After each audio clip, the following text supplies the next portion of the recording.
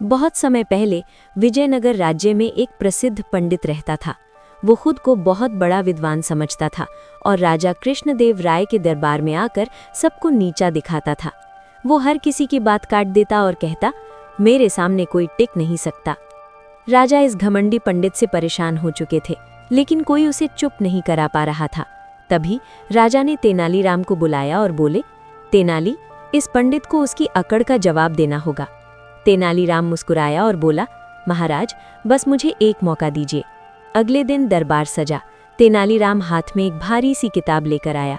पंडित ने हंसते हुए कहा, अरे तेनाली, क्या तुम भी विद्वान बनने चले हो?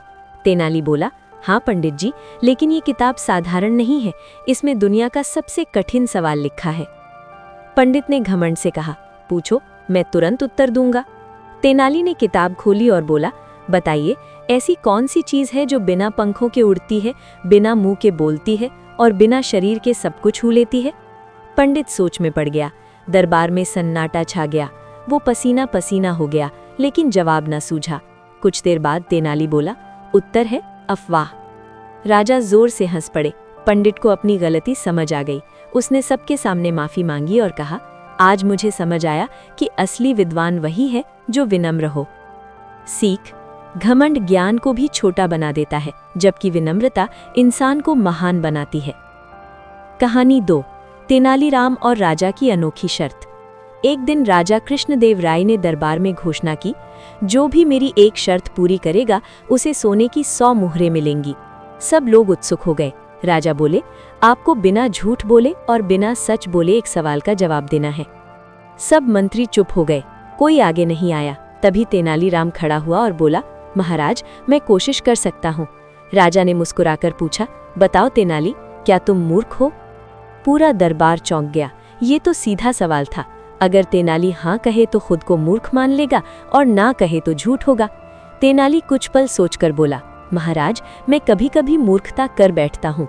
राजा हंस पड़े और बोले, वाह तेनाली, न ये पूरा सच है न पूरा झूठ। दरबार तालियों से गूंज उठा। राजा ने तेनाली को 100 सोने की मोहरें दी और कहा, बुद्धि हो तो ऐसी हो। एक मंत्री ने पूछा, तेनाली, ये कैसे संभव हुआ?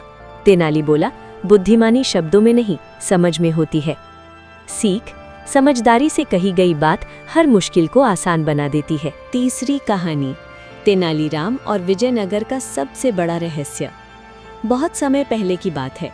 विजयनगर एक समृद्ध और खुशहाल राज्य था। वहाँ के राजा कृष्णदेव राय न्यायप्रिय, बुद्धिमान और प्रजावत्सल थे। उनके दरबार की शान थे तेनालीराम, जिनकी बुद्धि और हाजिर जवाबी दूर दूर तक मशहूर थी। एक दिन सुबह सुबह पूरे नगर में हलचल मच गई। लोग कानाफूसी कर रहे थे। खजाने से सोना गायब हो गया। राजमहल के अंदर से चोरी। ये सुनकर राजा चिंतित हो गए। दरबार तुरंत बुलाया गया। राजा बोले, हमारे खजाने से हर रात थोड़ी थोड़ी मात्रा में सोना गायब हो रहा है, लेकिन ना ताले टूटे हैं, ना पहरेदारों ने किसी को देखा। मंत्री घबरा गए। कुछ ने नौकरों पर शक किया, कुछ ने सैनिकों पर। तेनालीराम चुपचाप सब सुन रहा था। वो समझ गया कि ये साधारण चोरी नहीं है। तेनाली बोला, महाराज, अनुमति हो तो मैं इस रहस्य की जांच करूं? राजा ने तुरंत हाँ कर दी। तेनाली ने सबसे पहले खजाने के रक्षक बदलवा दिए। फिर उसने घोषणा करवाई कि आज से खजाने में जादुई दीपक जलाया जाएगा, जिसकी रोशनी में चोर का चेहरा काला हो जाएगा। ये खबर पूरे महल में फैल गई। असल में कोई जादू नहीं था, लेकिन ये बात सुनकर असली चोर घबरा गया। पहला संकेत। अगली सुबह तेनाली ने देखा कि एक मंत्री के हाथों में कालिख लगी हुई थी। मंत्री बोला, मैंने रात में दीपक ठीक किया था। तेनाली मुस्कुराया पर कुछ नहीं बोला। उसने फैसला किया, अभी सब्र करना। तेनाली ने राजा से कहा, महाराज, आज रात सब मंत्री और सेवक एक एक थैली लेकर सोएंगे। सुबह जिसे सबसे ज्यादा पसीना आएगा वही चोर होगा। सब हैरान रह गए, लेकिन आदेश मानना पड़ा। असल चोर वही मंत्री था। वो पूरी रात डर से कांपता रहा, बार बार सोना छुपाने की जगह बदलता रहा। सुबह उसकी थैली सबसे ज्यादा गीली थी। सच्चाई सामने आई। तेनाली ने कहा, महाराज, डर और लालच इंसान को खुद ही पकड़वा देते हैं। मंत्री टूट गया और बोला, मुझसे गलती हो गई, लालच में आ गया था। राजा क्रोधित हुए, लेकिन तेनाली ने कहा, महाराज, दंड के साथ सीख भी जरूरी है। राजा ने मंत्री से सारा सोना वापस मंगवाया। उसे पद से हटा दिया गया और गरीबों की सेवा का आदेश दिया गया।